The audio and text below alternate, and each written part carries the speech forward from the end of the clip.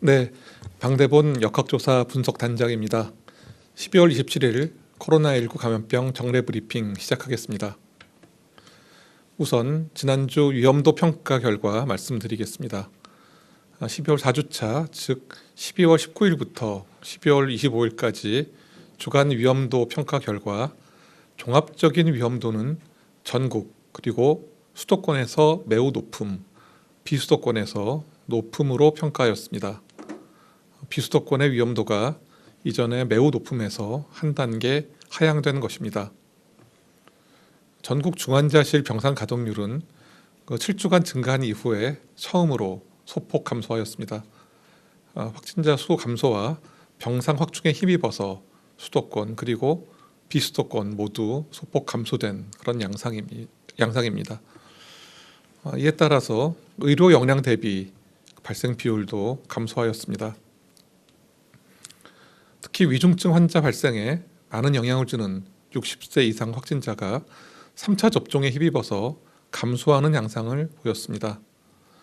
검사 양성률도 감소하였으며 60세 이상 3차 접종률은 69.7%로 지난주 대비 크게 증가하였습니다. 다만 주간 일평균 확진자 역시 8주 연속 증가 이후 소폭 감소하였지만 아직 위중증 및 사망자 수 감소에는 이르지 못하였습니다. 이런 일부 긍정적인 지표에도 불구하고 지금 방역당국은 이를 안정적인 환자 감소세로 판단하고 있지 않습니다. 여전히 재증가의 가능성이 남아있고 특히 오미크론 변이에 의한 영향은 아직은 예단하기가 어렵습니다. 이상의 상황을 검토해서 12월 19일 일상회복지원위원회 방역의료분과에서는 다음과 같은 의견이 제시되어 이를 말씀드리겠습니다. 지금 발생이 감소되는 그런 상황이지만 위중증 환자 그리고 치명률 감소로 이어지기까지는 아직 1, 2주 정도의 시간이 필요할 것으로 예상하고 있습니다. 그리고 오미크론 변이 감염자의 증상이 약한 경우라도 확진자 증가에 따라 입원자와 위중증 환자 수가 증가하여 의료 체계에 부담이 가중될 수 있으므로 점진적인 그런 일상 회복의 단계가 필요합니다. 다음은 코로나19 주간 발생 동향을 좀 세부적으로 말씀드리도록 하겠습니다. 12월 19일부터 25일까지 일평균 재원 중인 위중증 환자와 사망자 수는 아직 증가 양상입니다. 12월 네 번째 주 재원 중인 위중증 환자 수는 60대 이상이 890명, 84.4%로서 대부분을 차지하고 있는 가운데서 40에서 50대가 128명, 30대 이하가 36명입니다. 12월 4주의 사망자 수는 60대 이상이 503명, 94.5%로 가장 많았고 40에서 50대가 28명, 30대가 1명이었습니다. 최근 5주간 사망자 1932명 중 절반 이상인 53.3%에 해당됩니다. 이런 분들이 백신 미접종 또는 1차 접종자셨고 2차 접종자는 43.7%, 3차 접종자는 3%였습니다. 최근 1주간 코로나19 국내 신규 환자는 일평균 6,101명이며 전전주 대비해서는 11.1% 감소한 것입니다. 주간 감염 재생산 지수는 전국이 0.98로서 단계적 일상회복 시행 이후 8주 만에 1 미만으로 감소하였습니다. 국내 감염 그리고 해외 유입 사례의 대다수가 델타형 변이이지만 오미크론형 변이가 또 177건 확인되었습니다. 오미크론 변이가 빠르게 확산해서 미국, 영국 등에서 우세 변이의 지위를 차지하고 있는 가운데 국내에서도 단기간 내에 우세화 가능성이 있고 이에 따라서 확진자도 급증할 위험이 있습니다.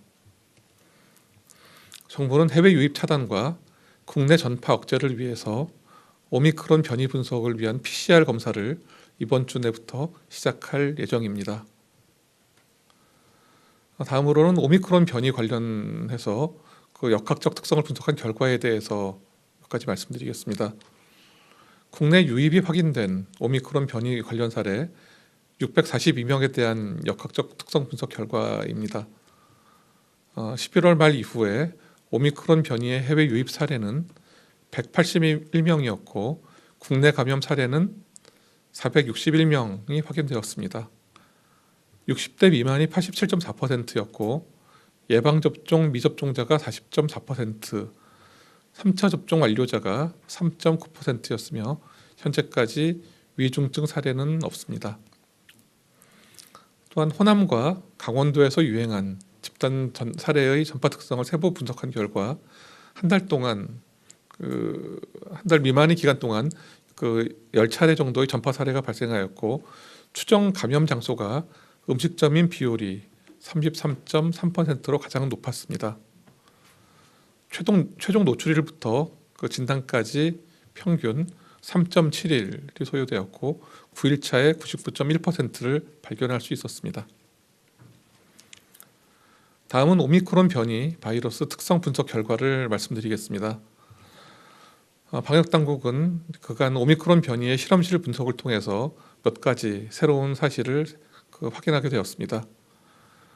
질병청 신종병원체 분석팀의 초기 분석 결과를 말씀드리면 다른 사람을 감염시킬 수 있는 정도의 바이러스 배출 기간은 델타와 오미크론 변이가 큰 차이가 없습니다.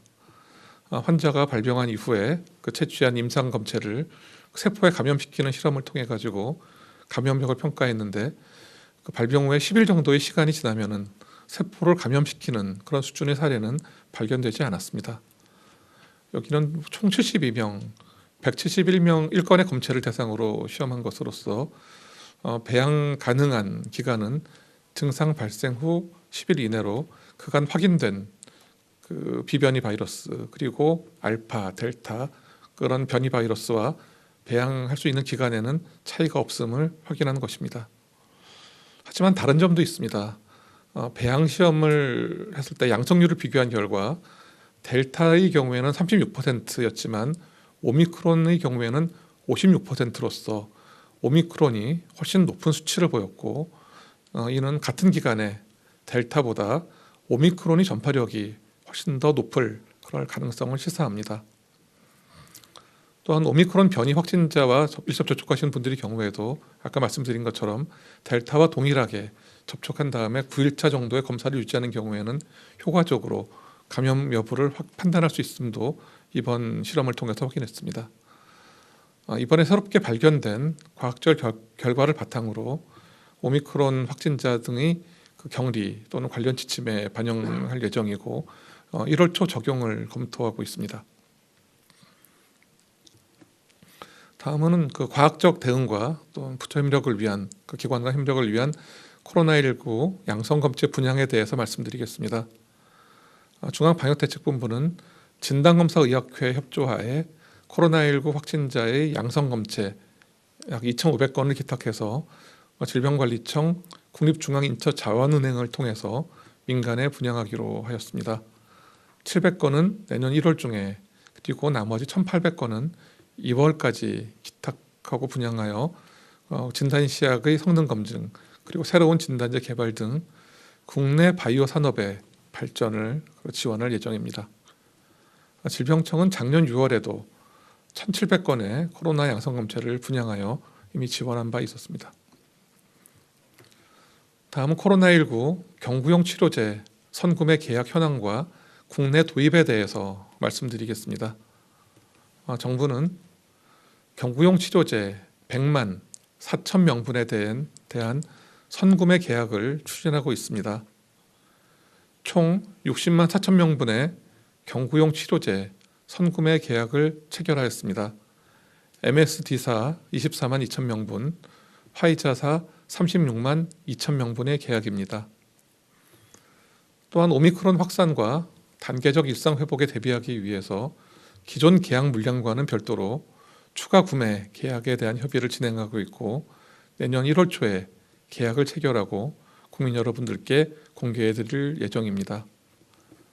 국내 도입 일정과 관련하여 빠르면 내년 1월 중순에 화이자사의 경구용 치료제가 국내에 도입되고 초도 물량 확대와 도입 일정 단축을 위해서 제약사와 긴밀하게 협의하고 있음도 말씀드립니다. 지금 국내 도입되는 화이자 치료제는 식약처의 적응증 승인 사항과 의사 처방에 따라 투여되는 것이 원칙이고, 중증으로 진행될 위험이 높은 경증 및 중등도의 성인 및 12세 이상 체중 40kg 이상인 소아 환자를 대상으로 사용되게 됩니다. 다만 세부적인 투약 지침은 의료계와 협의하여 조속히 마련하여 말씀드리겠습니다. 정부는 국산 항체 치료제의 적극적인 활용과 경구용 치료제의 신규 도입을 통해서 고위험, 경증, 중등증 환자의 입원과 사망 감소, 그리고 의료 방역 체계 유지에도 기여할 것으로 기대하고 있습니다. 아울러 국내외 치료제의 개발 상황과 방역 상황, 그리고 임상적 연구 결과를 종합하여 경구용 치료제의 구매를 지속적으로 검토해 나가겠습니다. 다만 어떤 치료보다도 예방이 우선이라는 점을 또 말씀드립니다. 치료제만으로는 현재의 유행 상황에 대한 통제는 어렵습니다. 감염 초기에 사용해야만 되는 치료제의 특성상 치료 시기를 놓칠 경우에는 회복이 어려울 수도 있습니다. 또한 다른 모든 약품과 마찬가지로 코로나19 경구용 치료제도 금기증이 있고 복용 후에 예기치 않은 부작용도 발생할 수 있습니다. 지금의 코로나 대유행에 맞선 가장 강력한 대응은 여전히 백신 접종을 통해 개개인의 감염을 최소화하고 위중증과 사망을 예방하는 것입니다. 3차 접종이 신속히 진행됨에 따라서 고령층 확진자의 감소가 확인되고 있습니다. 올해가 가기 전에 좀 연세가 높으신 고령자분들은 3차 접종을 통해서 안전을 선택해 주시기를 거듭 당부드립니다. 다음은 접종증명 유효기간 관련 안내입니다. 접종증명 유효기간이 내년 1월 3일부터 적용되며 계도기간은 1월 9일까지 일주일입니다. 이에 따라서 방역패스가 적용되는 다중이용시설에서는 1월 3일부터 2차 접종 후 180일이 지난 접종증명서를 사용할 수 없습니다. 더불어 시스템을 개선하여 시설 관리자가 접종 상태를 쉽게 알 수 있도록 QR코드 인식 시 접종 상태를 소리로 안내합니다. QR코드 인식 시 유효한 증명서의 경우에는 접종 완료자입니다 라는 음성이 안내가 되고, 유효하지 않은 그런 경우에는 딩동 이렇게 하는 그 소리가 나오는 그런 체계가 되겠습니다. 따라서 시설 관리자는 이런 딩동 소리가 나오는 경우에는 미접종 예외에 해당되는지 확인하여 주시고, 방역패스 미소지자의 경우에는 시설 이용이 불가함을 안내해 주셔야 합니다. 국민 여러분께서 일상회복을 잠시 멈춰주시고 거리두기에 참여해 주신 덕분에 위험도 지표들이 다소 호전되었습니다. 거리두기와 백신 접종에 적극 참여해 주신 많은 분들께 진심으로 감사의 말씀을 드립니다. 그렇지만 지금은 몇몇 희망적인 지표에도 불구하고 결코 방심할 수 없는 불안정한 시기입니다. 특히 아직 오미크론 변이가 코로나19 유행에 어떤 결과를 가져올지 전 세계적으로 구체적으로 알려진 것이 많지 않습니다. 국민 여러분께서는 3차 접종에 적극적으로 참여해 주시고 손 씻기, 마스크 쓰기, 자주 환기하기 등 기본 방역 수칙 역시 철저하게 지켜주시면서 안전한 연말을 보내주시기를 부탁드리겠습니다. 정부도 최선의 노력을 다하겠습니다.